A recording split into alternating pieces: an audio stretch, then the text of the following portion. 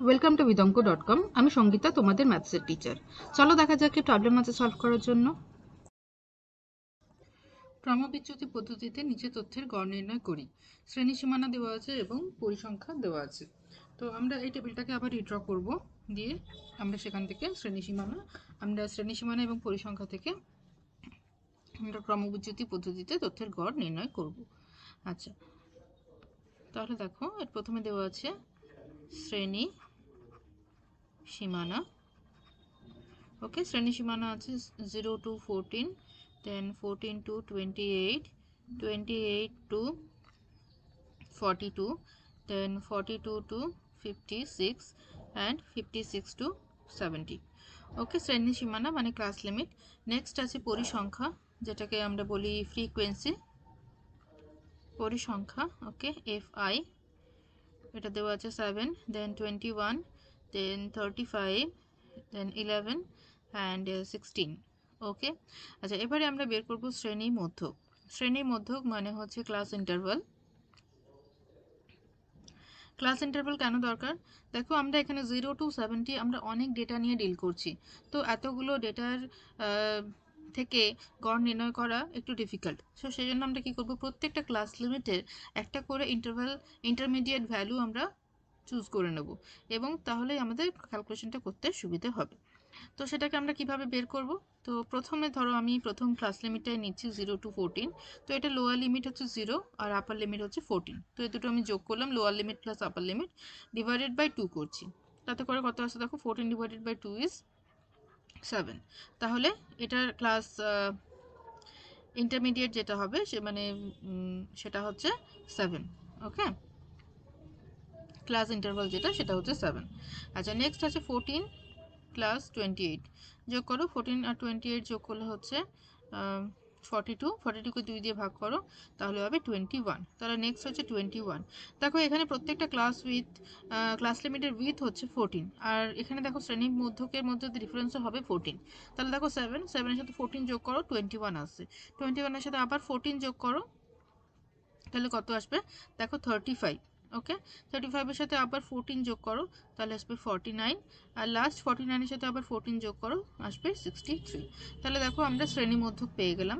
এবারে নেক্সট হচ্ছে আমরা একটা গড় ধরে নেব, গড় কল্পনা করে নেব, যেটাকে আমরা বলছি কল্পিত গড় বা অ্যাজিউম মিন। আচ্ছা, শ্রেণী মধ্যক আমরা লিখি xi দিয়ে, আর কল্পিত গড় বা অ্যাজিউম মিন আমরা লিখি a দিয়ে। তো এখানে যে কটা আমরা শ্রেণী মধ্যক পেয়েছি সেখান থেকে আমরা একটা মাঝামাঝি ভ্যালু চুজ করব, যেটাকে আমরা মোটামুটি ভাবো কি যে এই প্রবলেমের গড় আসতে পারে 35 পয়েন্ট সামথিং। তাহলে আমরা একটা গড় কল্পনা করে নিচ্ছি বা অ্যাজিউম করে নিচ্ছি যে গড় হতে পারে এইটা। তো সেখানে আমরা এখানে ধরছি যে গড়টা হবে 35।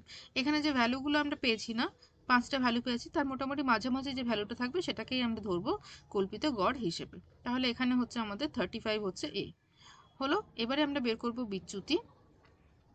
বিচ্যুতি মানে হচ্ছে ডিভিয়েশন। ঠিক আছে, ডিভিয়েশন কি? ডিভিয়েশন হচ্ছে এই যে শ্রেণী মধ্যক সেখান থেকে কল্পিত করে ডিফারেন্স কত, সেটা হচ্ছে বিচ্যুতি। ঠিক আছে, xi মাইনাস এ। তাহলে আমরা শ্রেণী মধ্যকের প্রত্যেকটা ভ্যালুর সাথে আমরা 35 বিয়োগ করে দেবো। তাহলে প্রথমে দেখো 7 minus 35, so it will come minus 28, then the next one will come minus 14, then 35 minus 13 is 35 is 0, then next will be plus 14, and the last one will be plus 28। ওকে, আচ্ছা এবারে নেক্সট স্টেপ হচ্ছে আমরা বের করব UI. UI is equal to what, DI divided by H. এবার বলবে তোমরা ma'am what is H? H is the difference between the lower limit and upper limit, মানে ক্লাস উইথ, যেটা একটা শ্রেণীর দৈর্ঘ্য কত সেটাকে আমরা প্রকাশ করছি এইচ দিয়ে। তো তাহলে দেখো এই আমি প্রথম ক্লাস শ্রেণী সীমানা যেটা সেটাই ধরছি। তো এর আপার লিমিট হচ্ছে 14 আর লোয়ার লিমিট হচ্ছে 0। ঠিক আছে, তাহলে এটা যদি আমি বিয়োগ করি তাহলে আসছে 14। তাহলে শ্রেণী দৈর্ঘ্য বা ক্লাস উইথ, যেটাকে আমরা এইচ দিয়ে প্রকাশ করছি, তো এইচ ইকুয়ালস টু হচ্ছে 14। ওকে, তো তাহলে আমরা কি করব, এই যে ভ্যালুগুলো আমরা পেয়েছি বিচ্যুতিতে, তো এখানে আমরা প্রত্যেকটাকে 14 দিয়ে ভাগ করব। তাহলে দেখো, তাহলে এখানে আসবে minus 28 by 14 will be minus 2, this will be minus 1, this will be 0, this is 1 and this is 2। ওকে, আচ্ছা তো ইউআই হলো। আচ্ছা এবারে আরেকটা আমাদের কলাম করতে হবে। এখানে অনেকগুলো কলাম আছে, তো এফ আই ইউআই এই কলামটা আমাদের করতে হবে। This is the last column. তো এখানে আমরা কি ফ্রিকোয়েন্সি মানে পরিসংখ্যার সাথে আমরা এই যেটা পেলাম ইউআই সেটা আমরা গুণ করব। তাহলে প্রথম ক্ষেত্রে আসছে এটা -14, দেন 21 into -1, so -21, then 35 into 0, that will be 0, then 11 into 1, that will be 11, and 16 into 2, that will be 32. Okay, fine. আচ্ছা, এবারে যখন এটাকে আমরা যোগ বিয়োগ করছি তখন আসছে আমাদের 8 আসছে। ঠিক আছে, যোগ বিয়োগ করাতে আমাদের আনসার আসছে 8। ফাইন, তাহলে এফ আই ইউআই আমরা পেলাম 8। আচ্ছা, এবারে আমরা যেটা বের করব এই পদ্ধতিতে, মানে স্টেট ডিভিশন পদ্ধতিতে, যখন আমরা এক্স বার বের করছি মানে মিন বের করছি, তার ফর্মুলা হচ্ছে assumed mean plus H into summation of, আচ্ছা এখানে আমরা এটা কি বের করলাম, summation of F I UI.